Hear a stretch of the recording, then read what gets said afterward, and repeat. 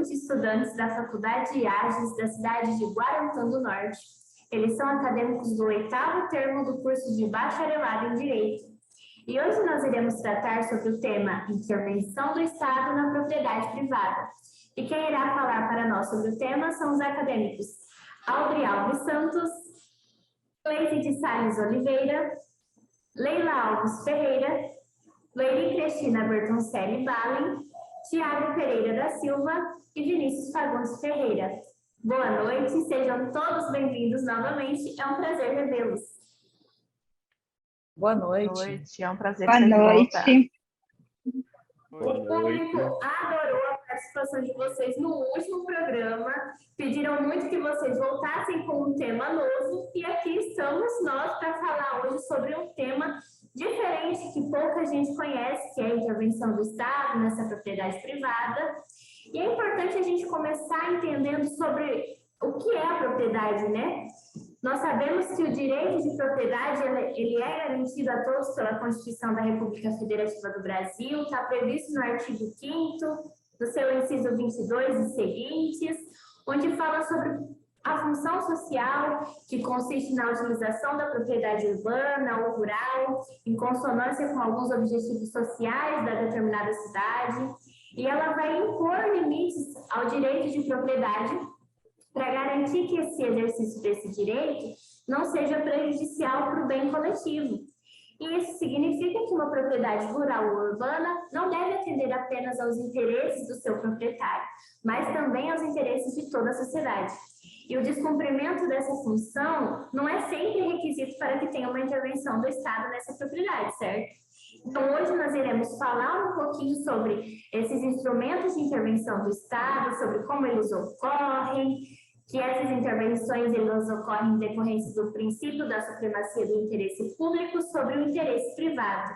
E quem vai começar falando um pouquinho sobre isso é a acadêmica Claise, com o tema objeto de desapropriação.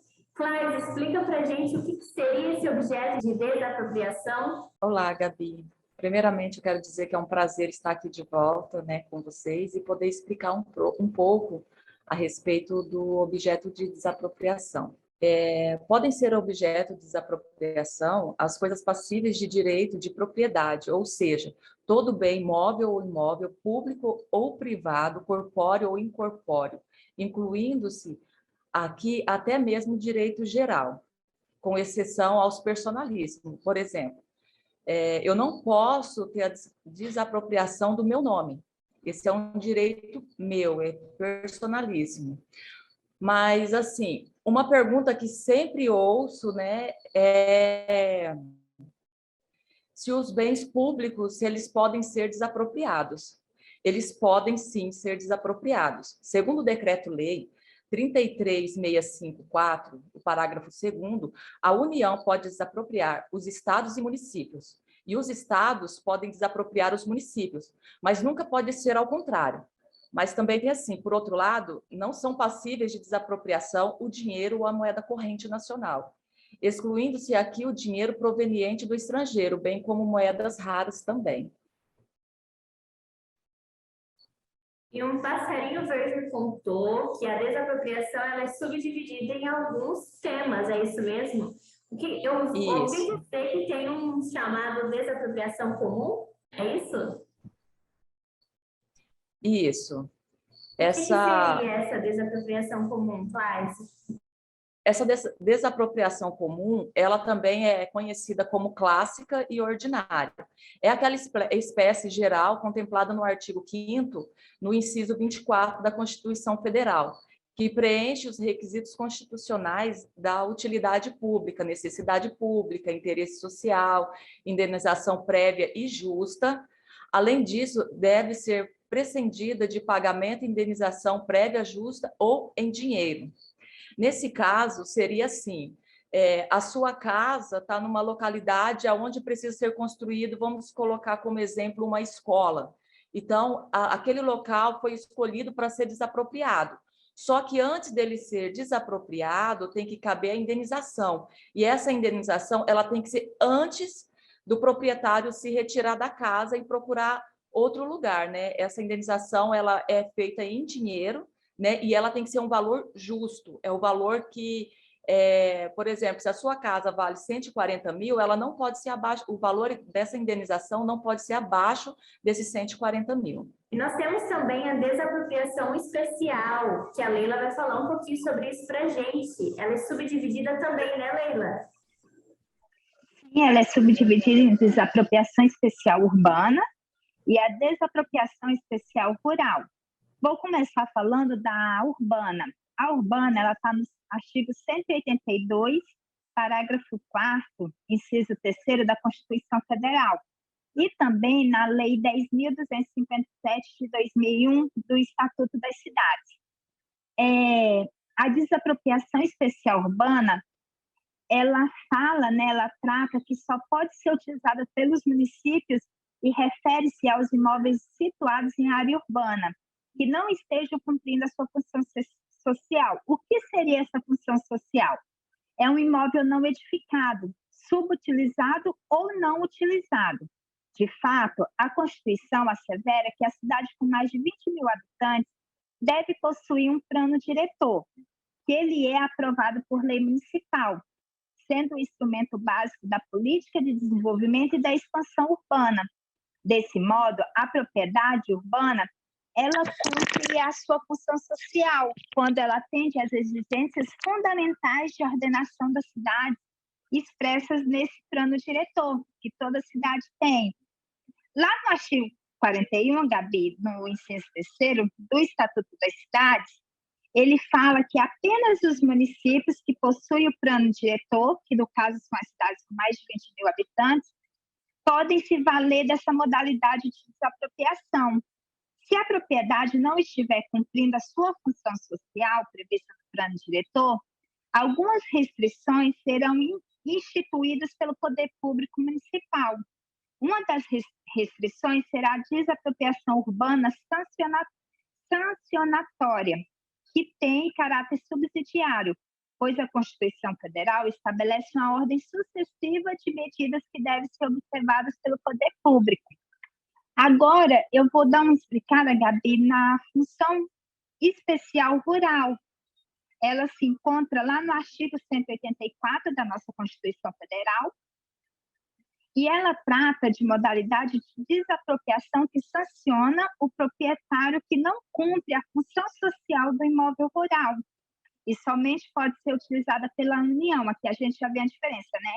A desapropriação especial urbana, ela só pode ser usada pelo município, e já a rural, ela só pode ser utilizada pela União, com o objeto imperativo de implementar a reforma agrária.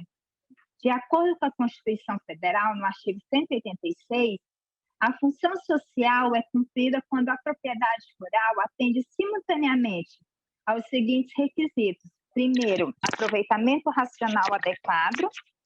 Segundo, utilização adequada dos recursos naturais disponíveis e preservação do meio ambiente. Terceiro, observação das disposições que regulam as relações de trabalho. E quarto, a exploração que favoreça o bem-estar dos proprietários e dos trabalhadores. Na desapropriação rural, a indenização é efetivada por meio de títulos da dívida agrária, com cláusula de preservação do valor real, resgatáveis no prazo de até 20 anos, a partir do segundo ano de sua emissão. Todavia, as benfeitorias úteis e necessárias serão indenizadas em dinheiro, respeitando a sistemática dos precatórios. Deu para dar uma entendida, Gabi, a diferença entre uma e a outra? Maravilhoso, Leila. E eu vi que desapropriação é um tema super extenso, né? Eu vi que tem mais algumas subdivisões, que quem vai continuar falando para a gente agora é o Tiago, que é a desapropriação por zona. O que seria essa desapropriação por zona, Tiago? Então, Gabi, a desapropriação por zona, ela acontece quando a administração pública se apropria ela vê a necessidade de se apropriar de um imóvel que seja contíguo com uma obra que está em execução, né? Então, ela vendo essa necessidade, ela fazendo a declaração de interesse público, que ela tem interesse que vai atender aos fins sociais da coletividade, ela vai fazer a desapropriação por zona do imóvel total ou parcial, né, do particular. Essa desapropriação por zona, ela tem uma outra situação também, que está lá dentro no artigo 4º do decreto 6.365 de 1941, que é a questão dos lotes que se valorizam extremamente por conta dessa obra, né? Só que, assim, os doutrinadores já veem essa segunda parte desse artigo, que é essa questão da extrema valorização, como inviável, porque não tem como uma declaração de interesse público fazer com que o poder público tome o lote para si, simplesmente porque ele hipervalorizou. Então, acaba caindo no tal do desuso, né? Não se vê frequentemente. Então, é utilizado apenas essa parte quando há necessidade de pegar, né, fazer a desapropriação parte ou total de um imóvel que esteja contíguo a uma obra pública. Interessante saber que não precisa ser do imóvel total, né? Pode ser parcial também, é uma coisa que eu não sabia, é bem legal. E eu vi também que tem a desapropriação indireta, Tiago. Como que acontece? Como que o poder público age nessa desapropriação? Então, Gabi, na desapropriação indireta, diferentemente das outras desapropriações, não tem uma norma que regulamenta ela, né? Então, o poder público simplesmente toma posse de um terreno e cabe ao expropriado entrar com ação possessória tentando retomar a posse do bem, né? Então, assim, acaba sendo que comparado ao esbulho, né? Que é quando o poder público só toma a posse para si do imóvel privado. E a gente vê na questão dos julgados, essa questão da ação possessória, que raramente vai haver a devolução do imóvel para o expropriado, né? Geralmente, eles vão decidir em torno da indenização justa para esse que foi expropriado. A indenização justa, nesse caso, ficaria igual nós já vimos no valor do imóvel. Porque, assim, se nesse caso não tem legislação, a indenização poderia ser um pouco até maior que o valor do imóvel, né? Porque acaba sendo meio que injusto, né? Não tem uma legislação para isso e aí você realmente perde o seu imóvel e só tem que ser indenizado naquele valor e acabou. Sim, então, nessas pesquisas, o que nos mostra os julgados é que eles têm até uma certa dificuldade de definir o valor, porque além do valor do imóvel, eles vão calcular também juros e o que o expropriado perdeu nesse período, né, desde a posse do poder público do imóvel, né? Bom, menos mal. E a desapropriação, ela também tem mais uma subdivisão que é chamada de desapropriação com fisco? Isso mesmo. Essa desapropriação por risco, na visão de alguns doutrinadores, ela nem entra como desapropriação em si, né? Uma porque ela tem características que são particulares dessa modalidade. Então, assim, eles veem geralmente como uma sanção, né? Que é a perca da propriedade sem direito de indenização. E esse confisco, ela está ali no artigo 243 da Constituição Federal, que ela fala o seguinte, que as propriedades de qualquer região do país, seja urbana ou seja rural, onde forem localizadas as culturas ilegais de plantas psicotrópicas ou a exploração de trabalho escravo, né? Elas serão expropriadas, né? E com a destinação específica também. As áreas rurais elas serão destinadas à reforma agrária e as áreas urbanas serão destinadas a programas de habitação popular. Muito interessante. E como que vai acontecer esse procedimento de desapropriação pelo Estado, Loiri? Então, esse processo de desapropriação, antes dele acontecer propriamente a desapropriação, existe uma declaração, né? O Estado tem que fazer a declaração para dizer que vai desapropriar uma área, por exemplo. Mas aí compete, né? A legislação fala que compete à União, conforme está lá no artigo 22, no inciso 2º da Constituição Federal, que compete à União fazer essa declaração e, posteriormente, a desapropriação propriamente, né? Já foi até mencionado aqui alguns pontos, né? Mas não tem... quanto mais a gente mencionar, melhor, né? Para fixar bem. A gente pode falar lá no artigo 1228 do Código Civil, que diz o seguinte: o proprietário tem a faculdade de usar, gozar, dispor da coisa, e o direito de reavê-la do poder de quem quer que injustamente a possua ou detenha. Porém, lá no parágrafo 3º desse mesmo artigo, diz que o proprietário pode ser privado da coisa, nos casos de desapropriação por necessidade, ou por utilidade pública, ou por interesse social, bem como por requisição ou em caso, né, de perigo iminente. Então, todas essas formas, aí ele fala que é a União que pode fazer essa desapropriação. Mas existe também as leis que são decretos, que são outras legislações que dá competência para todos os entes, né, todos os entes da federação, todos os estados, no caso, o município, fazer essa declaração. No caso, é feita uma declaração para declarar a utilidade de necessidade pública ou interesse social para fins de desapropriação de uma certa área, digamos, ou de um bem. Né? Aí ele tem competência, o próprio Estado, o próprio município tem competência para fazer uma legislação, digamos que própria, né, para fazer essa declaração. Aí, no caso, a competência para declarar que há um interesse de desapropriação na área social urbana, cabe ao município.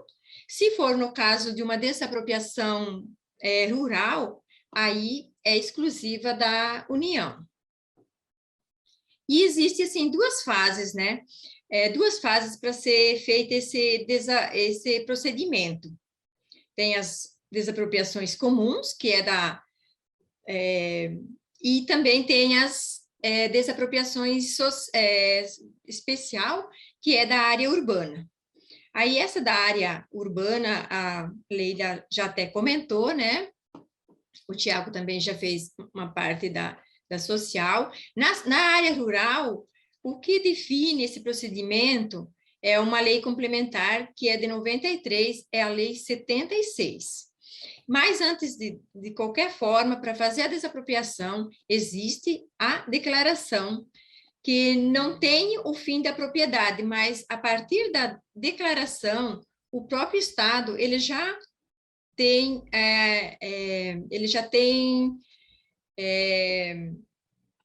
poder de polícia, podemos assim dizer, né? Porque, a partir da declaração, o Estado, ele já pode entrar na área, ele já pode tá assim, observando o objeto que vai declarar, que vai ser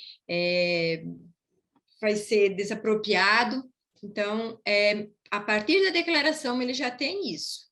E tem algum requisito que tem que ser observado para esse procedimento? Tem sim, Gabi. A fase declaratória, ela dispõe de vários requisitos, né?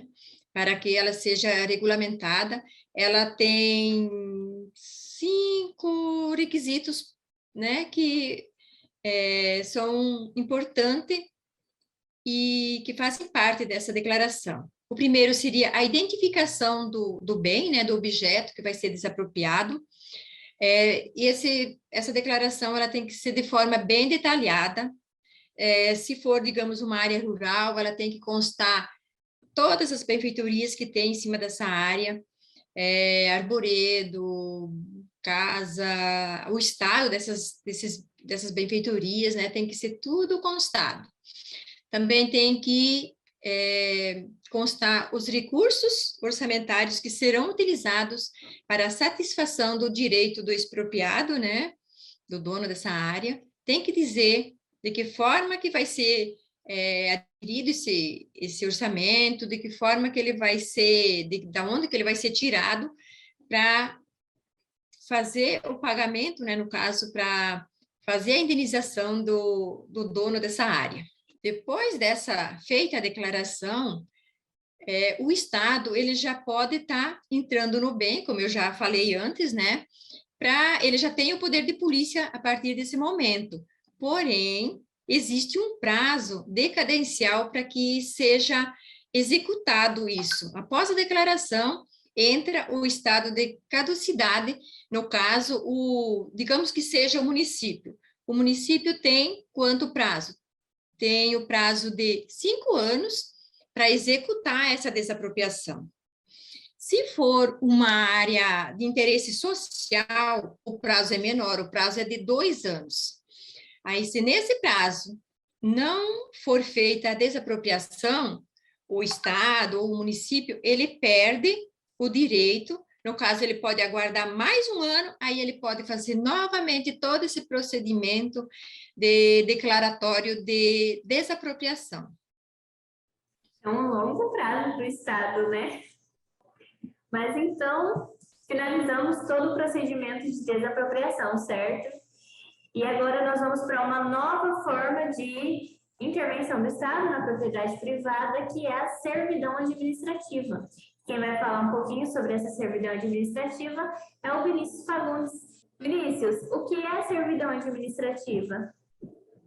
Bom, primeiramente, boa noite, Gabi, boa noite a todos, é uma honra estar aqui com vocês novamente. Hoje eu vou falar um pouco sobre servidão administrativa, né, diferente do que meus colegas falaram da desapropriação. A servidão administrativa, ela está mais para um instrumento que o ente público usa para restringir o bem a algo, né, já mediante a isso, poderemos dizer que a servidão administrativa, ela é um direito real.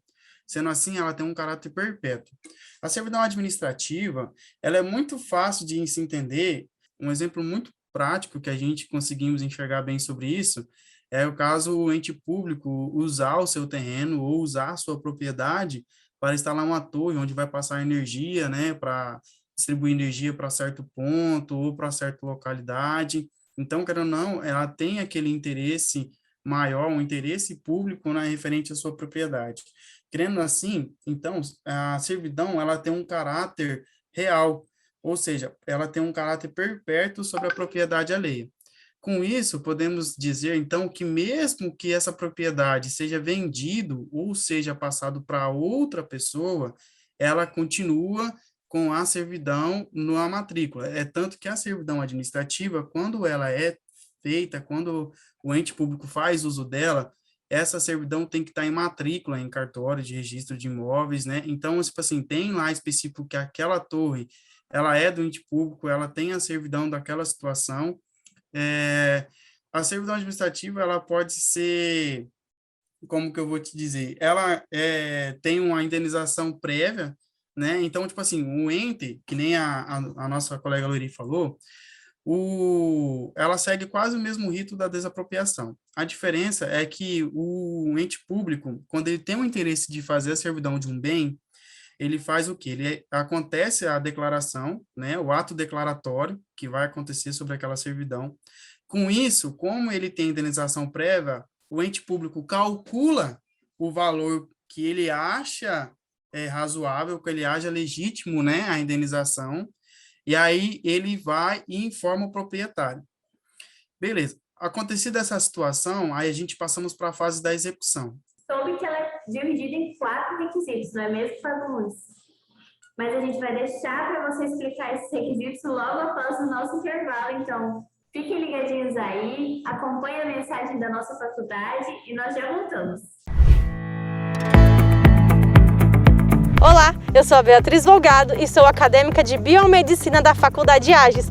Fui convidada a te mostrar, a conhecer a Faculdade Ages em todos os seus parâmetros. Vamos lá?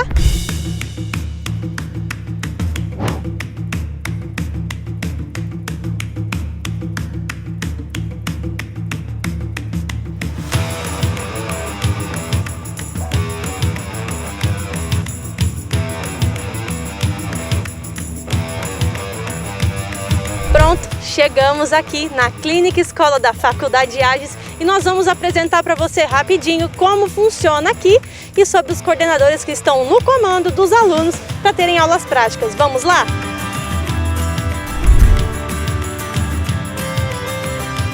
Nós vamos conversar agora com a Dalila Gonçalves. Ela que é a coordenadora do curso de Psicologia da Faculdade Ages e também é a responsável pelos atendimentos na Clínica Escola.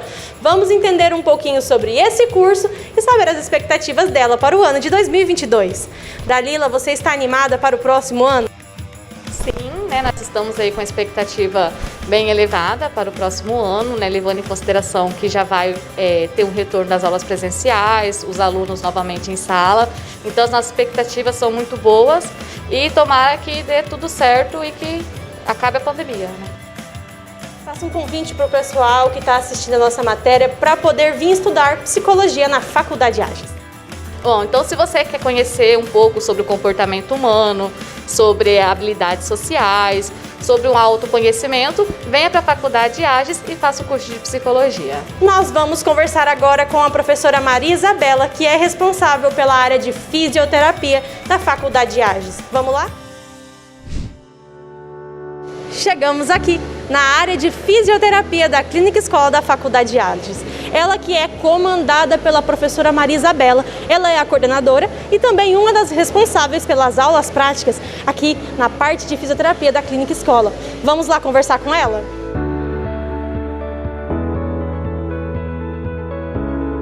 Professora Maria Isabela, quais são as suas expectativas para o ano de... Tem cursos novos na área! Seu futuro merece mais! O MEC liberou! Curso de bacharelado em Engenharia Civil, agora disponível na Faculdade Ages. É mais uma opção para você e mais oportunidade para seu futuro. Acesse ead.ages.edu.br. Faculdade Ages, essa é do Mato Grosso. Voltamos agora dos nossos comerciais e iremos continuar falando sobre servidão administrativa com o nosso colega Vinícius Fagundes. Vinícius, e quais são as 4 formas de instituição da servidão que você estava nos contando antes de irmos para os comerciais? Bom, vamos lá, Gabi. Eu vou falar, então, sobre São 4 modalidades de instituição, né, da servidão administrativa. Mas antes, vamos só recapitular, né, a servidão administrativa, então, ela é uma servidão do interesse real, né, público, sobre a propriedade alheia. A servidão administrativa, como exemplo que já foi dado aqui, então, é um ente público onde ele restringe uma parte da sua propriedade, gente. É importante ressaltar que restrição é diferente de expropriação, tá? O ente público não vai estar expropriando o seu bem. Expropriar é quando ele retira todo o seu bem de você, assim como já foi explicado por o nosso colega. Restringindo, ele vai estar restringindo uma parte do seu bem. Então, por essa restrição, cabe uma indenização prévia, assim como já foi falado aqui, né? Essa indenização prévia, no ato declaratório, ela tem que vir estipulada, né, pelo ente público. Então, agora, realmente, falamos sobre a 4ª instituição, depois da declaração, vamos vir para a parte executória. A parte executória da servidão administrativa, que eu estava dando prosseguimento, ela pode acontecer pelo ramo administrativo, onde pela prévia indenização que o ente público vai oferecer para um proprietário de um terreno, um proprietário de algum bem, né? Se ele aceitar, se ele ver que ele está de acordo com aquela situação, acontece a servidão administrativa pela forma administrativa mesmo. A segunda, a gente temos que é o mesmo que acontece pela expropriação, que acontece lá no Decreto-Lei 3365 de 41, né? Que é onde acontece, se não tem um acordo entre o ente público e o proprietário do bem, né? Vai passar para a segunda fase de instituição, que é onde acontece o arbitramento e a mediação.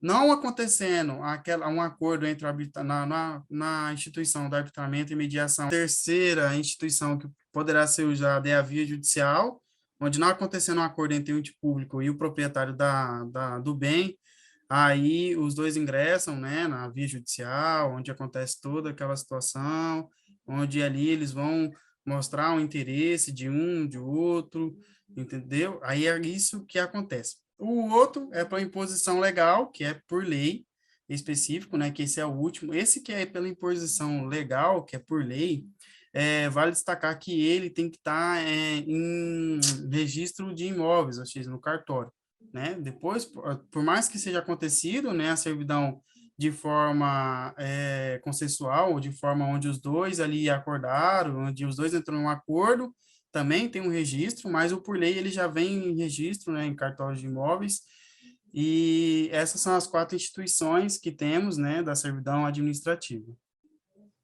E nós sabemos que a propriedade ela pode ter um caráter absoluto, exclusivo. Em qual caráter que a servidão vai se encaixar?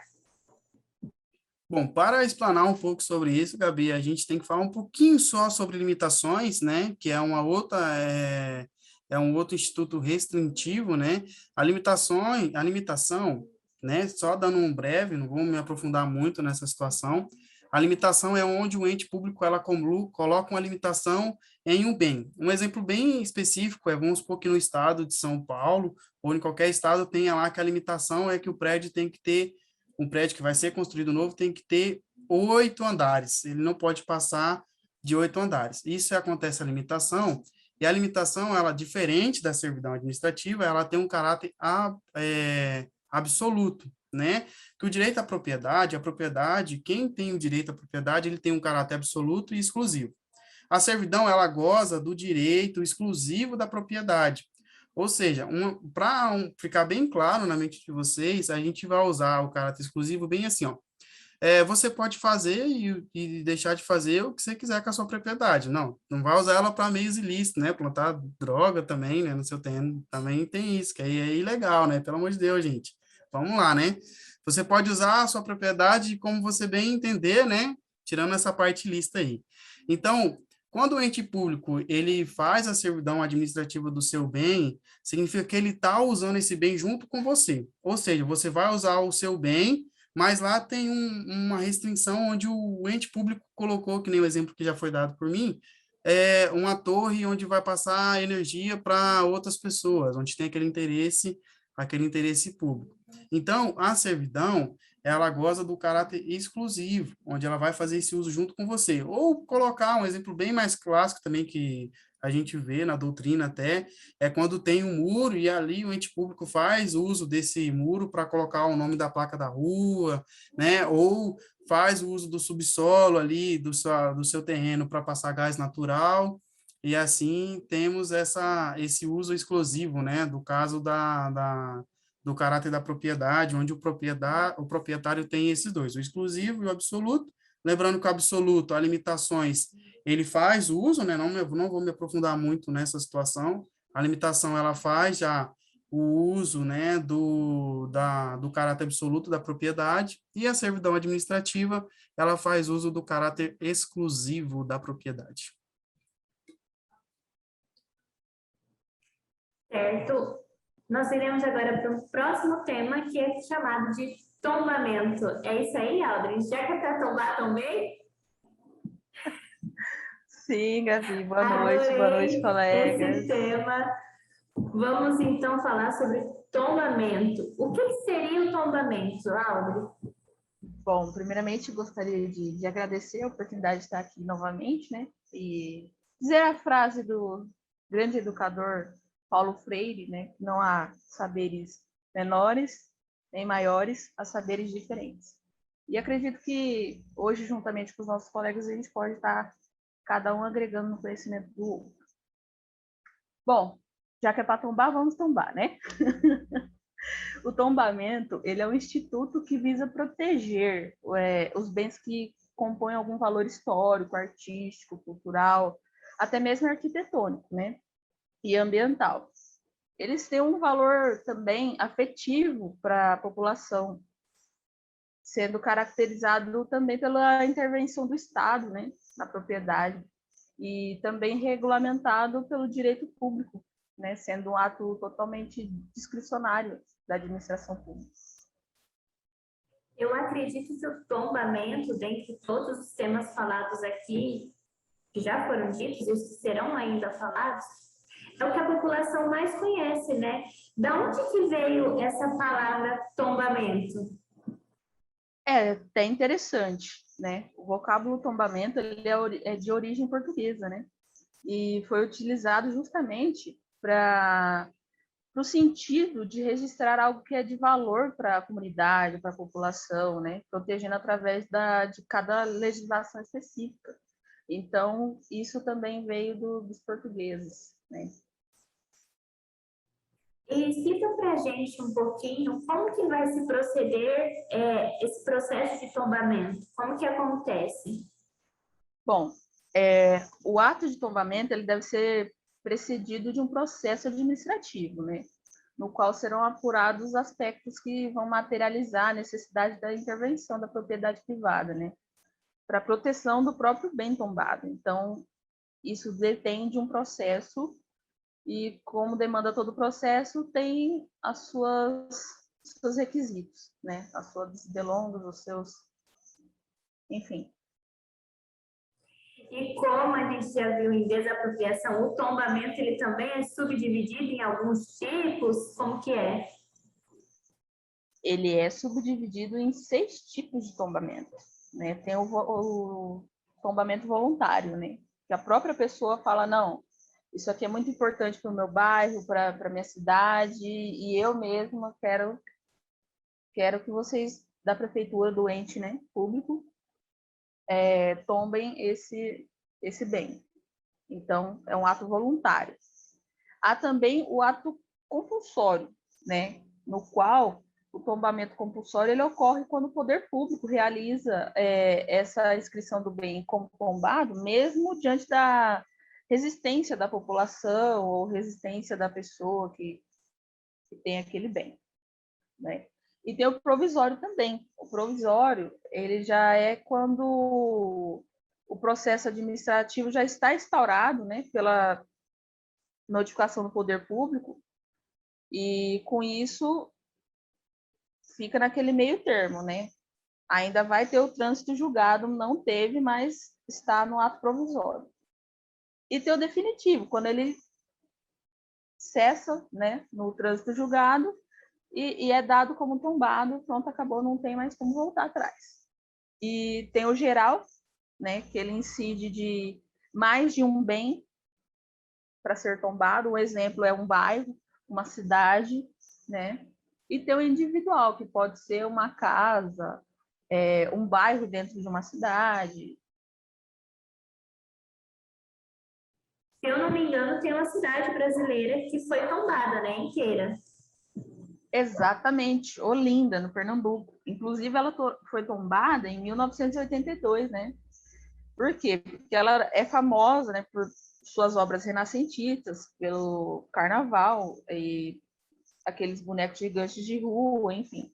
Todo o contexto cultural, histórico, enfim, que abrangeu esse tombamento. E você tem algum exemplo de algum tombamento de algum bairro famoso também no Brasil? Tenho, inclusive, um bairro muito conhecido e um ponto de referência do estado da Bahia é o bairro do Pelourinho, né? Onde muitos artistas, inclusive estrangeiros, já vieram conhecer. E ele é o bairro mais antigo da história da Bahia, né? Sendo tombado em 1985, se eu não me engano. sendo patrimônio histórico e cultural da Unesco. Inclusive, tem um clipe muito famoso do rei do pop, Michael Jackson, que foi feito em Pelourinho. Que chique. E aí, o tombamento ele pode ser realizado por quais entes? Quem que tem competência para fazer isso? A União, o Estado, o Distrito Federal, e os municípios. Pela União, por intermédio do Instituto de Patrimônio Histórico e Artístico Cultural Nacional, que é a famosa IPAM, né, a sigla. E pelo governo estadual, por meio do Instituto de Patrimônio Histórico e Cultural Estadual, ou pelas administrações municipais regidas por lei específica ou legislação federal. E sobre esses bens públicos que são tombados, eles podem ser alienados? Ele será inalienável, né? Ressalvada a possibilidade de transferência entre a União, o Estado, o município. Eles podem transferir entre si. Então, dessa forma, eles podem ser alienáveis. De outra forma, não pode. E os alunos têm alguns exemplos de bens que podem estar sujeitos ao tombamento e que não podem, é isso? Positivo, amigo. Bom, gente, eu vou falar agora um pouquinho sobre os bens que podem ser tombados e os bens que não podem, né? Aproveitando a explanação da nossa colega Audrey aí, que foi de excelência explicar. Os bens sujeitos ao tombamentos, eles podem ser bens móveis e imóveis, né? Há uma discussãozinha, né? Há uma doutrinadora, que é a Maria Silva Zanella de Pietro.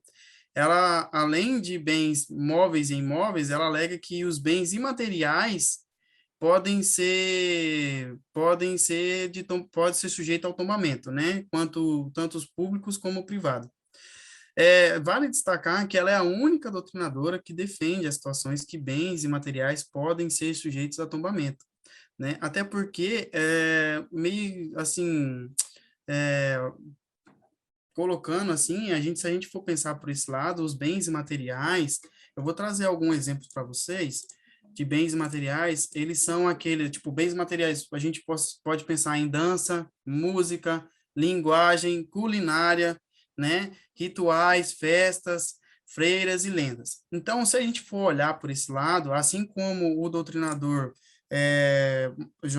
Mateus de Carvalho, ele fala que esse tipo de bens e materiais, ele já tem uma proteção diferenciada, ou seja, ele já tem um outro meio de proteção, né? Porque, como assim, que nem a nossa colega Aldo falou, é um interesse cultural ali, onde que tem para toda a sociedade. Então, essa questão de culinária, né? Até um exemplo que foi dado é a questão do acarajé, então tem lá a receita dele, então não tem o porquê acontecer o tombamento nesse caso.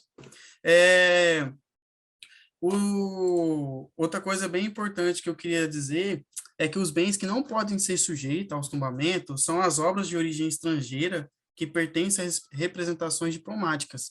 As obras estrangeiras que não estão no nosso território nacional, elas dificilmente poderão ser tombadas. Praticamente não poderão ser tombadas, né? Assim é o que afirma, né? E o tombamento de bens públicos, ele é bem interessante porque uma parte da doutrina não admite o tombamento de bens públicos e a outra parte determina que o tombamento deverá respeitar a hierarquia federativa, ou seja, a União, aí vem estados, municípios e Distrito Federal, né? Esse tombamento não pode acontecer inverso, ou seja, o Distrito Federal fazer um tombamento do que a União, então tem toda essa situação, né? Aqui, que nem a nossa colega Audrey falou, se é um tombamento local, ele é feito pelo município, ou seja, se é um interesse do município ali, um interesse local, ele é feito pelo município. Se é um interesse regional, ou seja, se é um bem que tem um caráter histórico ali, que ele é regional, ele é feito pelo Estado, né? E o nacional é feito pela União, e ali desce, né, aquele ente federativo, né? Vamos supor, tem a hierarquia, e os bens de tombamento dos bens públicos, né, que eu estava falando agora há pouco. Bom, agora vamos olhar o decreto referente ao tombamento de bens públicos. Primeiramente, o tombamento de bens públicos, a doutrina é dividida. Uma metade fala que pode, a outra metade fala que não pode. A parte da doutrina que fala que pode acontecer o tombamento de bens públicos, ela fala que tem que respeitar a ordem hierárquica federativa. Então, referente a isso, eu vou ler um importante decreto aqui, que é o 2535. Determina que o tombamento de bens pertencentes à União, aos estados e aos municípios se fará de ofício, por ordem do diretor de serviço do Patrimônio Histórico Artístico Nacional, mas deverá ser notificado a entidade a quem pertencer, ou sob cuja guarda estiver a coisa tombada, a fim de produzir os necessários efeitos, não havendo qualquer restrições ao tombamento desses bens. É importante salientar que esse também é o entendimento do STJ, né? Ele defende essa tese também que pode acontecer tombamento de bens públicos, mas tem que respeitar essa hierarquia, né? Que primeiro vem a União, depois estados, municípios e distritos federais, e assim subsequente. Bom, outra forma de intervenção do Estado é a ocupação temporária, né? Sobre a ocupação temporária, o que vocês têm a nos falar? A ocupação provisória ou temporária, ela é a modalidade de intervenção do Estado na propriedade de bens particulares em apoio à realização de obras públicas ou à prestação de serviços públicos, mediante a utilização discricionária, né, auto-executável, remunerada ou gratuita e transitória. Pode ter como objeto bem móvel ou imóvel. A instituição pode ocorrer mediante ato formal ou pela simples ocupação material, dispensando a formalidade, nas situações desvinculadas de desapropriação. Quanto ao motivo, a ocupação difere a requisição, pois dispensa a caracterização de iminentes perigos públicos, podendo ser realizada em qualquer situação de necessidade vinculada à obra ou serviço público.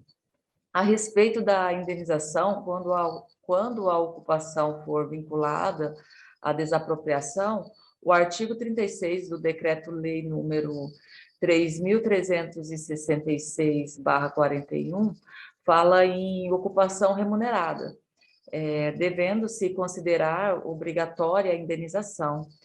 Nas demais hipóteses, a regra é a ausência de indenização, exceto se o proprietário demonstra algum prejuízo especial decorrente do uso compulsório do bem. Bom, em resumo, né, na ocupação temporária, como a própria nomenclatura explícita, né, o uso do bem imóvel ou móvel é temporário. O poder público usa do seu direito, né, emite o ato requisitório, atende à necessidade pública, libera para o proprietário bem usado, ocupado. E caso tenha havido despesa ou dano devidamente comprovado, haverá respectivamente indenização, né? Bom, e para a gente finalizar o nosso debate de hoje, eu queria entender como que funcionam os prazos para a administração. Bom, falando um pouco sobre os prazos, né, a gente deixa claro aqui que, como é ente público, a maioria dos prazos, eles são decorrentes de leis, decretos-leis, né, então os prazos extintivos para a administração, a maioria deles, qualquer ato administrativo vai ter um prazo estipulado em lei, tanto sendo ele para fazer o ato declaratório na expropriação, ou o ato de execução, que pode ser a administração, ela pode passar para terceiro também. Então, sempre existe um prazo, né? Então, assim, as pretensões, a manifestação da administração na via administrativa pode aceitar diversos prazos extintivos, dependendo de sua fisionomia. Com isso, a gente pode observar o quê? Que tem uma lei específica, que é a lei que regula o processo administrativo no âmbito da administração federal. Então, essa lei é a Lei 9.784, de 29 de janeiro de 1999, e ela estipula no seu artigo 66 a seguinte situação. Dos prazos. Os prazos começam a correr a partir da data da cientificação oficial, excluindo-se de contagem do dia do começo e incluindo-se a do vencimento. Então, podemos ver que o prazo em si também para a administração, ela vai pelo mesmo princípio do Código Civil, né? No caso, do Código de Processo Civil. Então, esses são os prazos. Então, referente a tudo isso que a gente falamos, tem os prazos, né? A entidade também tem a sua obrigação a respeitar esses prazos e tem tudo para dar uma maior celeridade em si, né, aos atos administrativos, tanto como a expropriação, como a restrição de algum bem, E com isso aqui, eu quero finalizar essa explicação e passo a palavra para minha companheira Gabi, ok? Então, pessoal, é isso. Gostaria de agradecer a presença de todos vocês, parabenizar a faculdade, os acadêmicos pelo desempenho que tiveram em todo esse período de pandemia, por terem disponibilizado o tempo de vocês para o nosso programa, que infelizmente continua sendo feito de forma virtual, tendo em vista a pandemia do Covid-19, e eu espero que possamos ter um novo programa com a presença de vocês, que o público adorou e pediu muito para que vocês voltassem. Então, muito obrigada mesmo, vocês foram incríveis.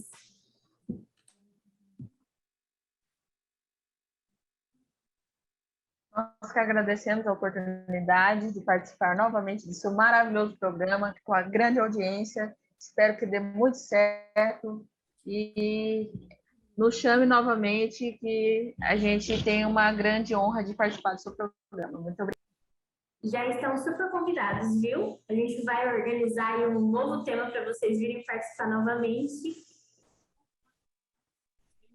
Vai lá, Slice. Obrigada também, né? Eu não posso me retirar sem antes agradecer o convite, né, ofertado a nós. E quero também, né, parabenizar o programa, que cada dia que passa está ficando mais espetacular. E quero também dizer que toda vez que precisarem, né, de informações e quiserem nos chamar, nós estaremos aqui, pronto para ajudar. Ok? Muito obrigada. Boa noite, Gabi. Boa noite a todos que estão assistindo. Venho aqui agradecer, porque da mesma forma que a gente está crescendo profissionalmente, academicamente, a gente sabe que a gente está orientando muitos outros acadêmicos e incentivando eles a participarem do seu programa, participarem de projetos grandiosos como o seu. A gente só tem que agradecer muito pelo teu convite. Obrigada e boa noite.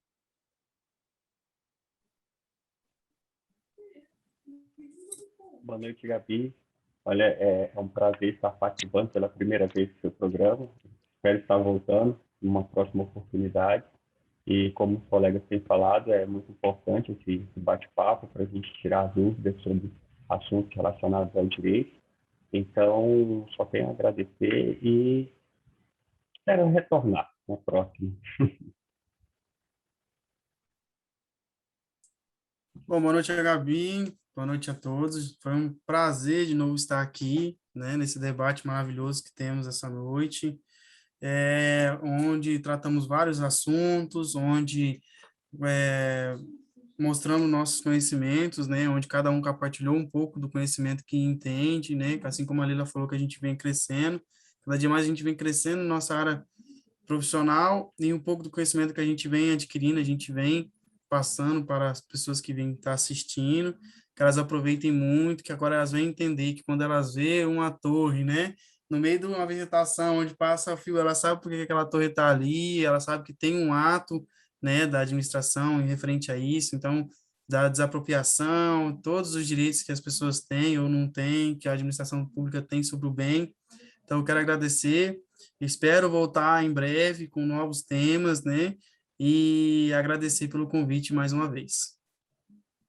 Muito obrigada, gente. Vocês foram maravilhosos. Muito obrigada a todos que estão aqui nos assistindo, que acompanharam o programa desde o início. A gente só tem a agradecer realmente. Fiquem todos com Deus e até o próximo programa.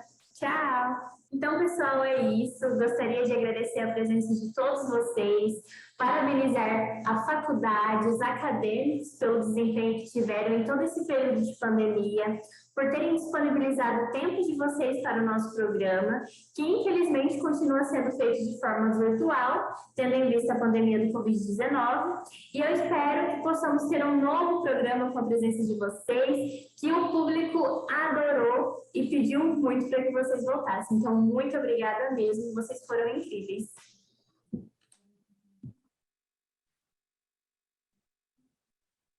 Nós que agradecemos a oportunidade de participar novamente desse maravilhoso programa, com a grande audiência. Espero que dê muito certo e nos chame novamente, que a gente tem uma grande honra de participar do seu programa. Muito obrigada.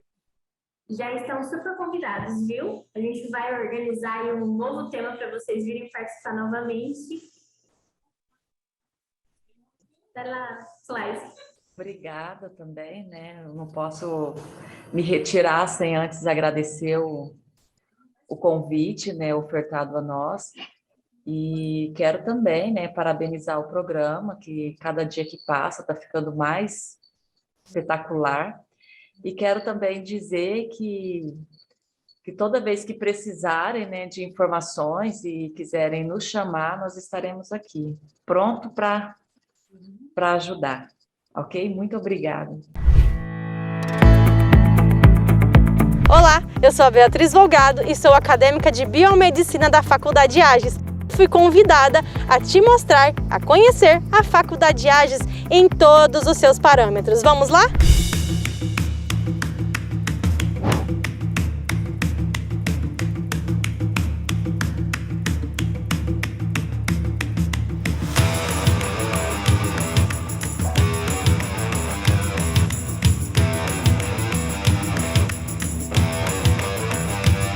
Pronto, chegamos aqui na Clínica Escola da Faculdade Ages e nós vamos apresentar para você rapidinho como funciona aqui e sobre os coordenadores que estão no comando dos alunos para terem aulas práticas. Vamos lá?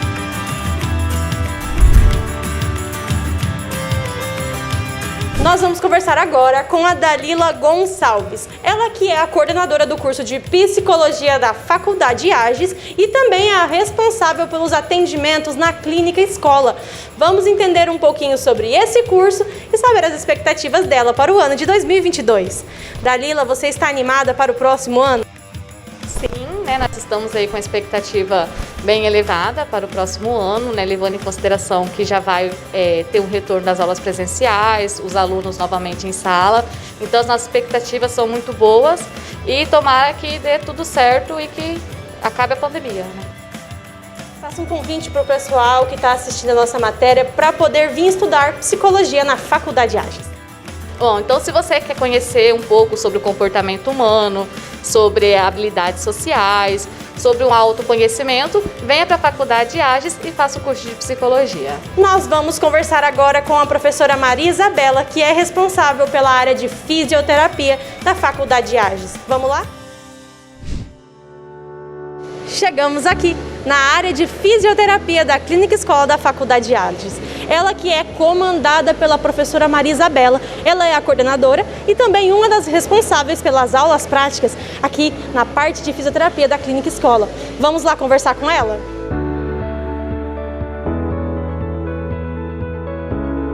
Professora Maria Isabela, quais são as suas expectativas para o ano de... Tem cursos novos na área. Seu futuro merece mais. O MEC liberou curso de bacharelado em Engenharia Civil, agora disponível na Faculdade Ages. É mais uma opção para você e mais oportunidade para seu futuro. Acesse ead.ages.edu.br. Faculdade Ages, essa é do Mato Grosso.